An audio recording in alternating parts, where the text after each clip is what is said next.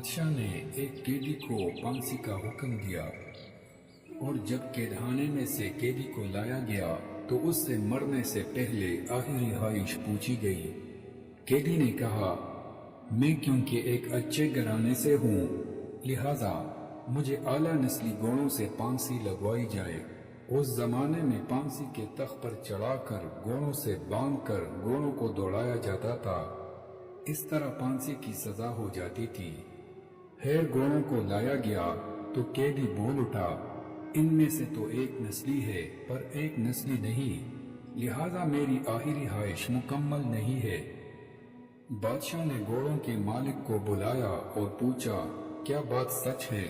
घोड़ों के मालिक ने जवाब दिया, बिल्कुल एक असली नस्ल का है लेकिन दूसरे में गधे का मिलाप शामिल है।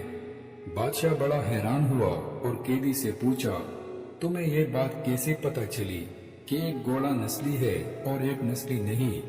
कैदी ने कहा, जो नस्ली है वो तो बड़े आराम से खड़ा था, जबकि जो मिलाप गधे का है वो गधे की तरह कभी इधर टांग मारता तो कभी उधर, कभी मुंह फेर कर तो कभी उछल कर इधर उधर बैठ जाता, जिससे मुझे इल्म हुआ।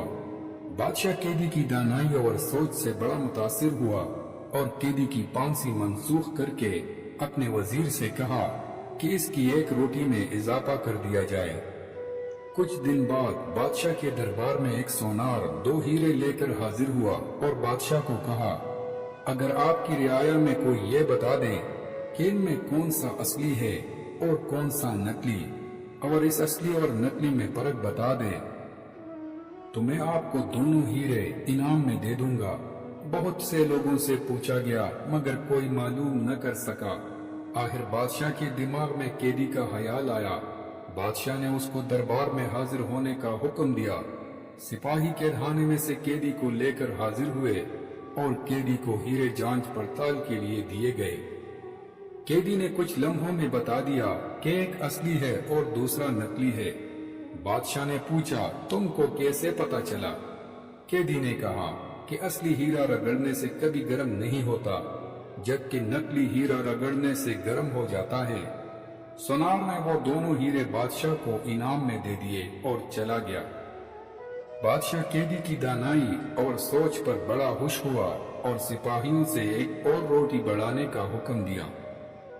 दोपहर को जब सिपाही कैदी को एक और रोटी इजाफे के साथ देने आए तो कैदी ने कहा, बादशाह भी किसी लांगड़ी का बेटा है। सिपाहियों ने कैदी की ये बात बादशाह तक पहुंचा दी। बादशाह को बड़ा गुस्सा आया और सिपाहियों से कैदी को दरबार में हाजिर होने का हुक्म दिया और कैदी से इस बात की वजाहत मांगी गई। कैदी ने बादशाह को कहा, अपने खानदान के बारे में किसी से पता करवा लो। बादशाह के सल्तनत में सबसे बूढ़े शख्स को ढूंढा गया और उससे बादशाह के आबाओ अजदाद के बारे में पूछा गया। बूढ़े उम्र के शख्स ने बताया कि यहाँ इस बादशाह से पहले उसका बाप बादशाह था, लेकिन वो बादशाह बनने से पहले लांगड़ी था, क्योंकि उस बादशाह से पहले एक और बादशाह था, उसका अपना कोई बेटा न था। उस बादशाह ने ऐलान किया था कि कोई ऐसा शख्स जो मेरी रियाया को भूखा न मरने दे तो मैं उसको अपनी सल्तनत दे दूंगा। तो आपका बाप लांगड़ी था उस दरबार का, उसने हामी भर ली कि वो रियाया को भूख से नहीं मरने देगा। इस तरह बादशाह सलामत ने आपके बाप को सल्तनत दे दी। बादशाह ने कैदी से पूछा, तुम्हें कैसे पता चला कि मैं लांगड़ी का बेटा हूँ? कैदी ने कहा, मैंने जितनी हिकमत और दानाई की बातें आपको बताई, बजाय मुझे आजादी देने या हीरे जवाहरात देने की बजाय आप मेरी रोटी में इजाफा कर देते थे। अगर आपकी जगह कोई और खानदानी शख्स होता तो वो मुझे जरूर कोई हीरे जवाहरात देता और मुझे कैदखाने से रिहा कर देता, लेकिन आपकी हरकतें आपकी नस्ल का पता बताती हैं।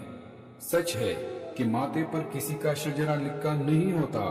इंसान की हरकतें उनकी नस्ल का तारुफ करवाती हैं। इंसान अपनी शोहरत से, पैसे से, शक्ल से नहीं बल्कि अपनी हरकतों से पहचाना जाता है।